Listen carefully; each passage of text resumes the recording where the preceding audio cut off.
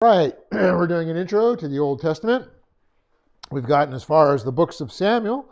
Remember, the order is Genesis, Exodus, Leviticus, Numbers, Deuteronomy, Joshua, Judges, Ruth, 1 Samuel, and now we're in 2 Samuel.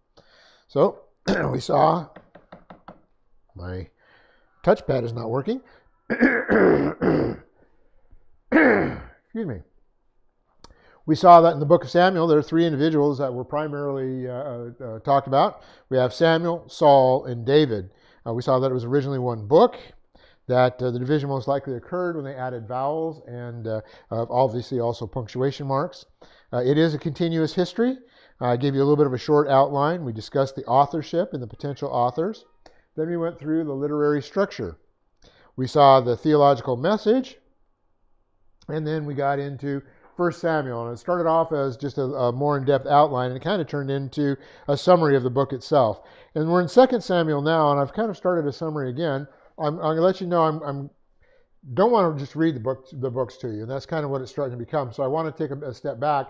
Tonight, I'll go through with the way we were, but probably next week, I'll go through, obviously, and get more into the doctrinal concepts a little bit better that are contained in the book, and you can have the opportunity to read it yourself, and I won't go into, summarizing and reading every single chapter for you, which is kind of what we've devolved into, and I apologize for that kind of thing. But anyway, I will continue for a while here, so in point I is where we are. It said 2 Samuel, continuing the narrative, 2 Samuel presents the biographical story of David. In 1 Samuel, we saw the failure of man as seen in Eli and Saul and even Samuel's sons. And in 2 Samuel, the restoration of order follows as we see David become king. And I give you some information about the fact that we're going to see the national and political centers being formed. We're going to see the Davidic covenant. We're going to celebrate David as the model king, even though with all of his shortcomings. Israel had hoped for a king, one who didn't have flaws, but they got David. And we see that God is not looking for or anointing perfect people as leaders, but leaders who are going to follow his plan and do what he has set out. And of course, the messianic message here is that at the human level, David was as close to the ideal as anyone else who ever reigns, but that will never match up to what Christ will do as King of Kings. And then I started into a little bit of the chapter summaries in subpoint 1 with single parens around it. I said chapter 1 primarily concerns David's lament for Saul and Jonathan and can be broken into two parts. The Amalekites' report of Saul's death and David's lament with a song. In subpoint little a said in the first part, chapter 1 verses 1 through 16, David is still in Ziklag, and you remember from 1 Samuel 3:26 that he got that city from the Philistines, awaiting news about the Philistine invasion of northern Israel. And the news of Saul's death comes to him through an Amalekite, who ironically is a resident alien in Israel. And it's of no surprise to the reader to be told of the death of Saul and Jonathan, but the manner of Saul's death as described by the Amalekite is unexpected. He states that he killed Saul, when in fact he didn't. Chances are he was actually robbing corpses on the battlefield, and he just happened to be there, okay? And he told David, we are not told whether David fully believed him or not, but he accepted the evidence of the man's words and, of course, of the crown and armband that he brought with him. And so in the absence of any human witnesses, David realized that the guy at least was there. And on the basis of that, he executes the messenger. The messenger was trying to really get into David's inner circle by saying, see, I got rid of Saul for you. And, of course, David had always all along said that Saul should not be killed by him, and so therefore he killed this guy. And then we saw little b was was chapter 1, verses 17 through 27, which was David's lament, and I gave you some information concerning that. And that led us up to subpoint 2 with single parens, and that's, I believe, where we're ready to pick up. Excuse me. Subpoint 2. Chapter 2 can also be broken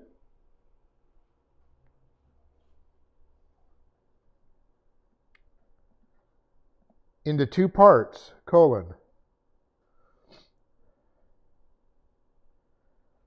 Neither one of my pacing people are here. I don't have anybody writing. Yeah. Chapter 2 can also be broken into two parts. David anointed king over Judah.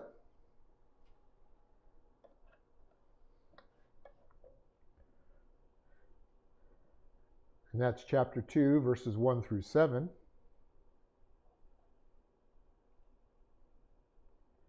And Abner, A-B-N-E-R, setting up Ishbosheth. That's I-S-H. Sometimes they have a hyphen, sometimes they don't. So it's I-S-H hyphen B-O-S-H-E-T-H. Ishbosheth, the son of Saul.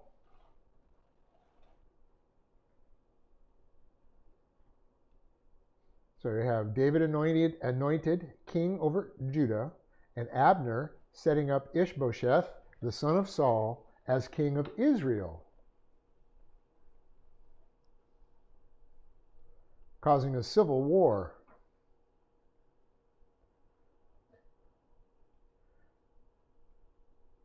That's chapter 2, verses 8 through 32.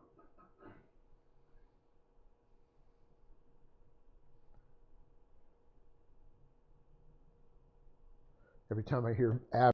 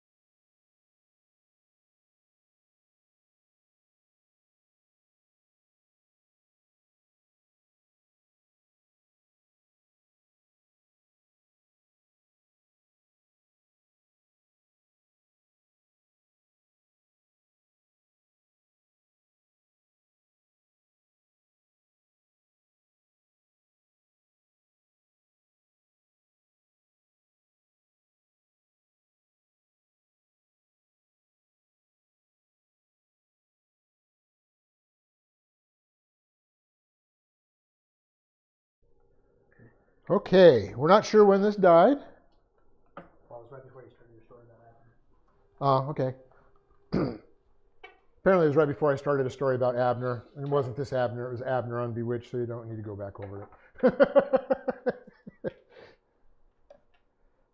whole box that I bring Okay. Sunday. That works. It does. It's connected. Connected. Click. Look at that.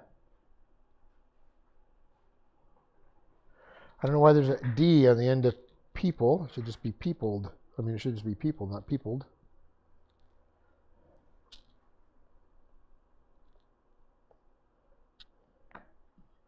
Whoop.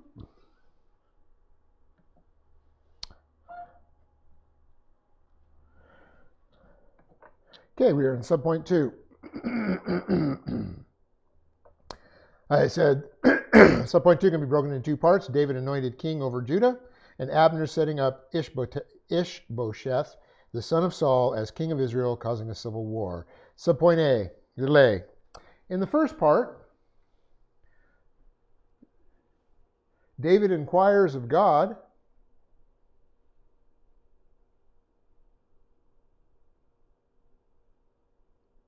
and is told to go to Hebron, Hebron, in Judah. So the point here is we see that David is now back in fellowship. He's functioning properly, and he's not going to do anything without first checking with God. And so he's stuck. He hears about the death of Saul, and he basically says, okay, God, what am I supposed to do? And God says, go to Hebron in Judah, where you will be anointed as king. Okay? So we have in the first part, David inquires of God and is told to go to Hebron in Judah. There, he is made king, period.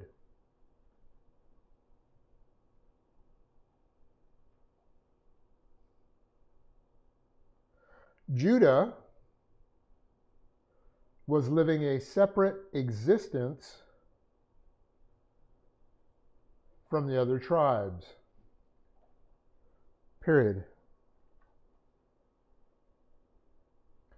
So this is actually a really good foreshadowing. This is before the divided kingdom comes about. In fact, you don't really, you just have the kingdom of Saul. But at this point, the tribe of Judah is still large enough that it's actually living separately and not going along with all of the other tribes which compose Israel. Okay? And for proof, we have 2 Samuel 3:10,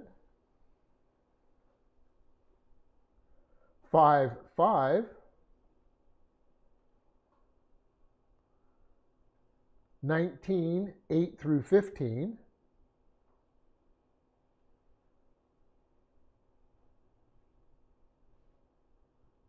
(19:40 through 43),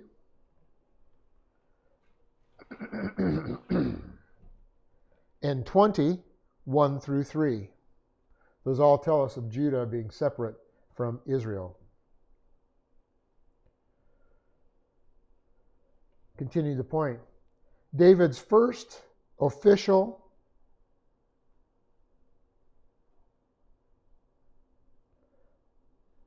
royal act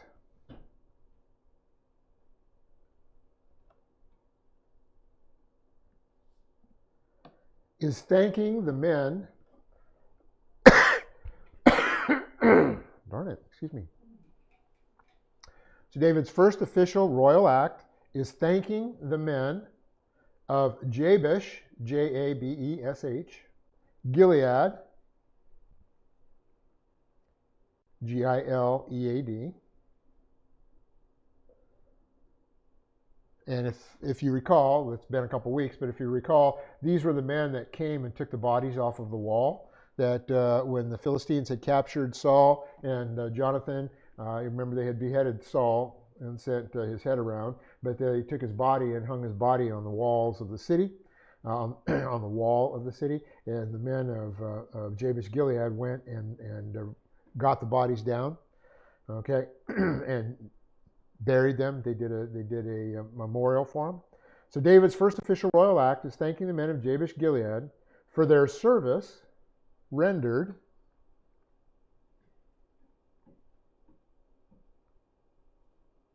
in burying Saul.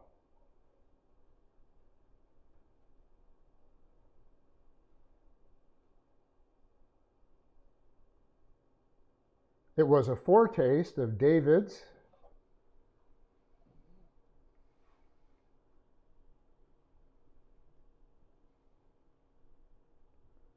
brilliant diplomacy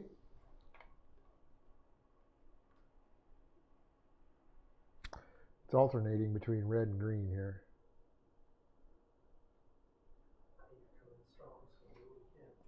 Okay, it was a foretaste of David's brilliant diplomacy and political skills, period.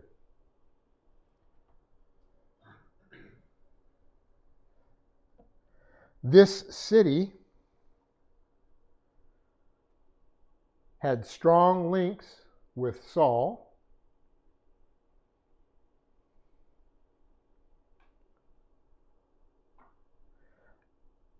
and it lay in Transjordan, comma,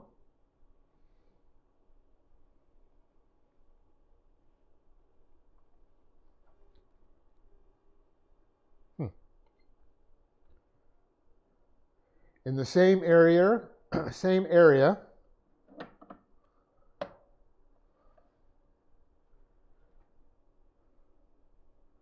where David's rival king, Ishbosheth,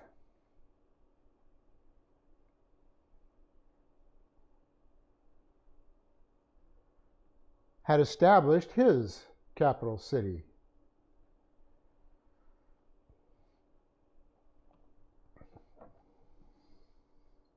So in other words, David not only did what God told him, which was to go up to the city to get, to get anointed, to go to Hebron to get anointed, but also he does this act, and he does this act where he thanks the people right in the middle of his enemies, held territory, if you will, the rival king, he thanks the men in that area for what they have done for Saul. So he's set up good feelings for these people whom, of course, Ishbosheth is trying to rule. And they're going to be looking and saying, do we go with Ishbosheth or do we go with David? And they'll remember what David did as far as thanking them for their service. Okay? So continue the point. We would therefore,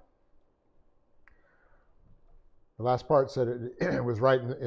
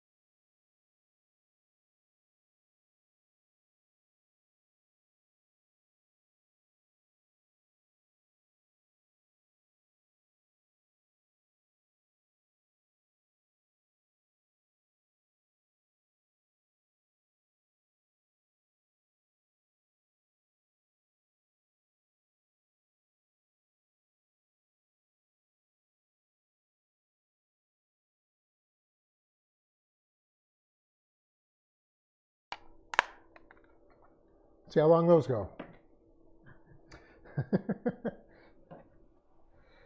Okay, so we therefore have expected Ishbosheth, rather than David, to send Jabesh-Gilead such a message of thanks and encouragement. David was, in fact,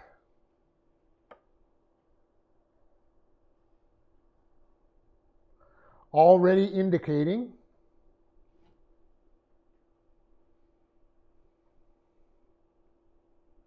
to Israel, to Israelites outside Judah,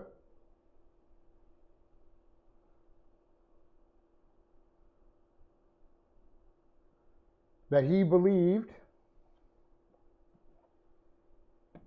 he was the true successor to Saul.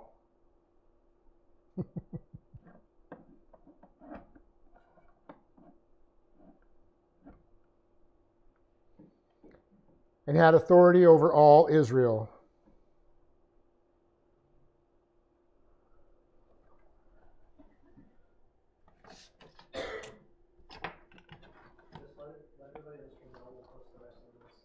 Well, we will post the rest of the notes. We're having problems with the sound system tonight. We'll post whatever notes after my speaker dies the last time. Apparently we don't have batteries. We will post the notes up on the website after the class. It'll be on the same place where the stream is? There'll be the description of this video on the stream. Yeah, there'll be a description of this video on the stream. Okay. Okay. His message ignored the existence of Ishbosheth. Did I give you that?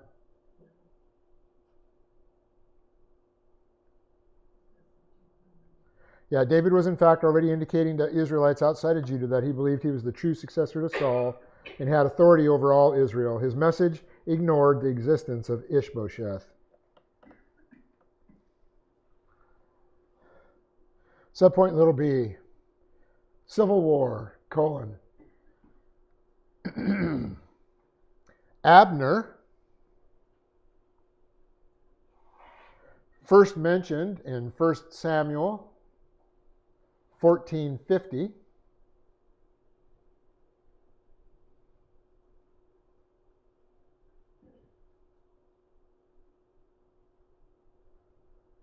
Had evidently escaped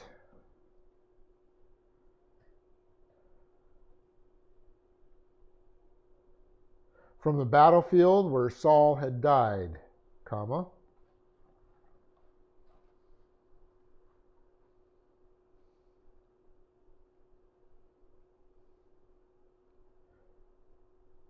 And he took charge of Israelite affairs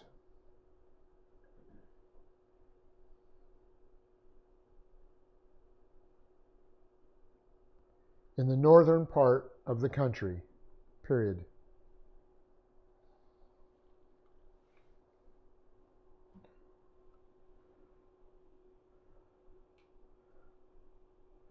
Remember, Abner was the individual that David had gone past when they were asleep, and he stole the spear of Saul and the water of Saul. And Abner was supposed to be protecting Saul, and when they woke up, David was the one that was taunting Abner and saying, "You didn't do a very good job." So it's interesting that Abner didn't die when Saul died. That kind of tells you that there was probably some good fighting going on. And the indication is that Saul should never, well, you should never commit suicide, but that Saul was was premature in committing suicide if the guy that was protecting him didn't even get killed, if Abner didn't get killed, right? So the battle may not have been going as poorly as Saul had imagined, but